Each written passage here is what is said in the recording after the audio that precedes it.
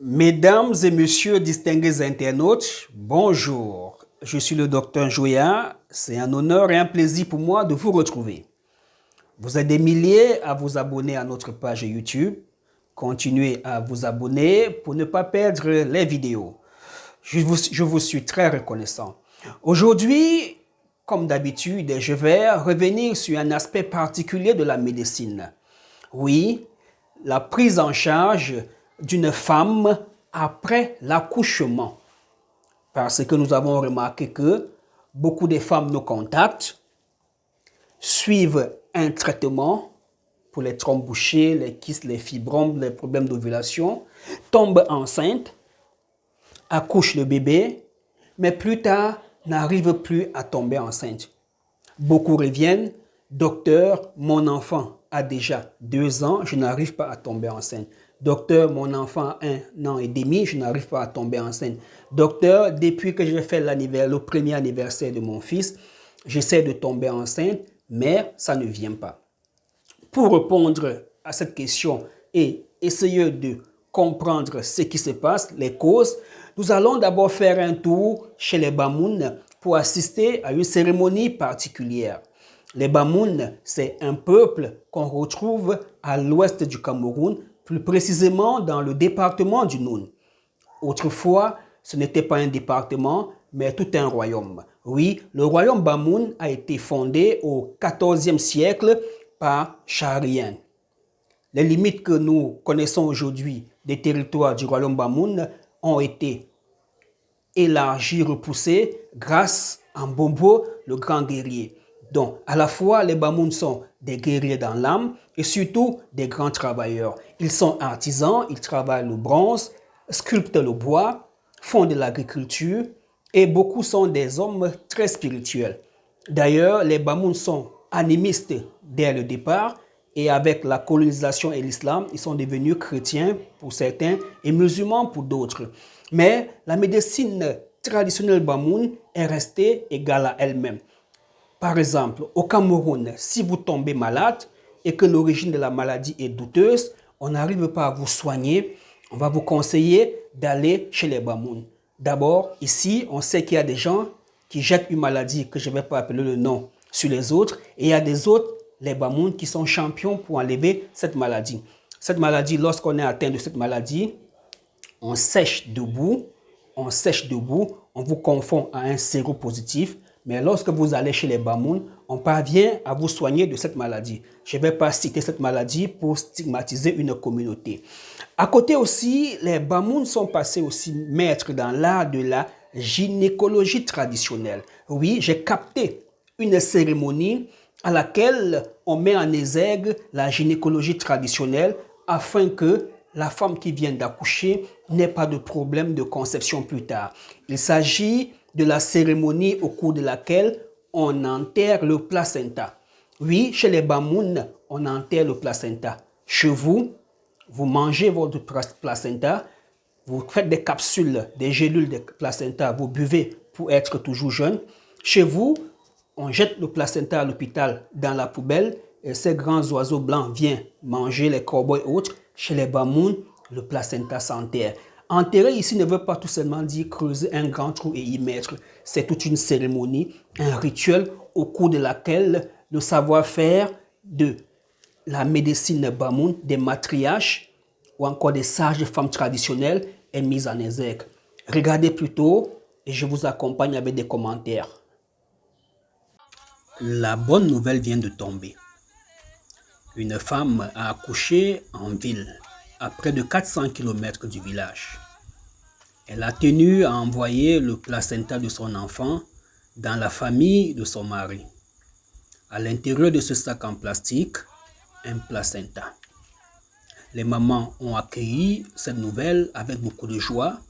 Elles chantent et s'apprêtent à enterrer le placenta.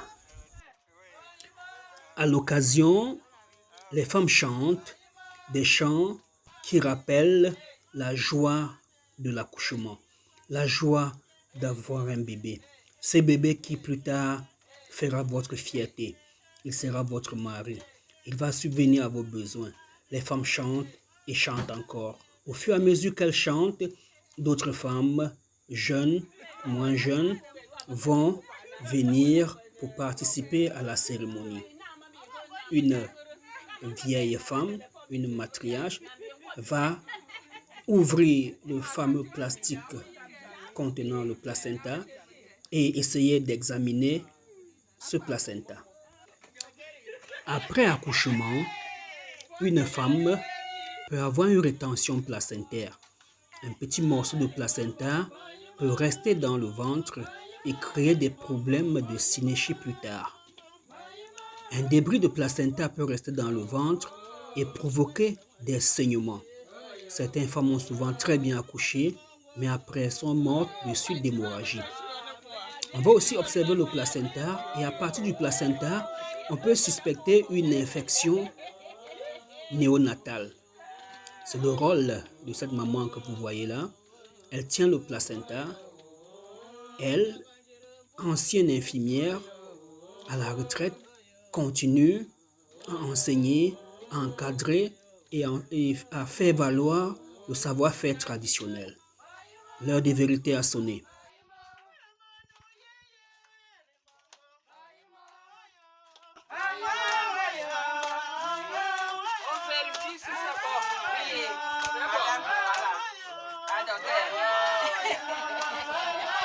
Avez-vous compris ce qu'elle a dit? On vérifie. Elle a dit en français. Revenez en arrière, mettez vos écouteurs et écoutez. On vérifie d'abord. Tout est bon. Et alors, on va procéder à l'enterrement du placenta. D'accord?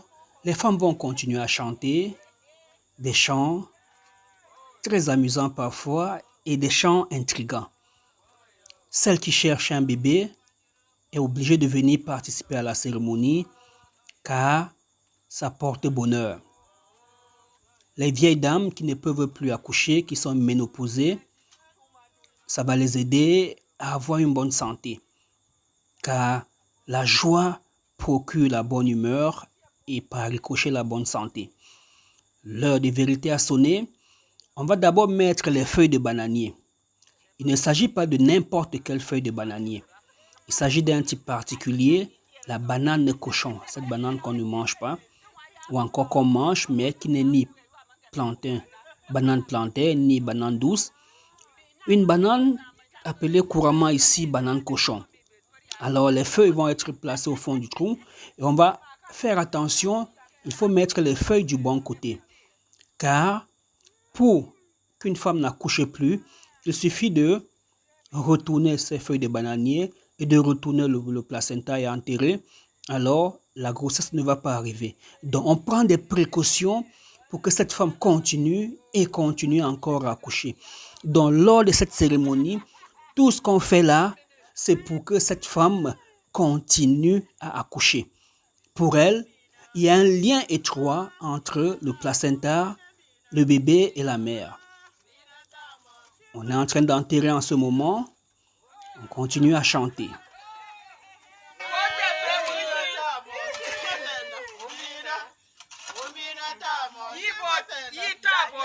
À la fin, on va placer des grosses pierres afin que les chiens errants ne viennent pas dans la nuit creuser et profaner ce placenta. C'est la fin de la cérémonie. On passe au lavage de mains. Les femmes lavent les mains, des plus vieilles jusqu'aux plus jeunes. Ceci porte bonheur pour celles qui veulent encore accoucher et pour les mamans, ça porte bonheur, ça donne la santé et la chance.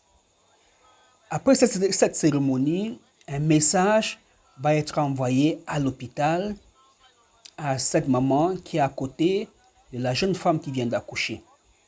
À travers l'examen du placenta, on va lui demander de faire soit attention ou de rester tranquille, tout va bien.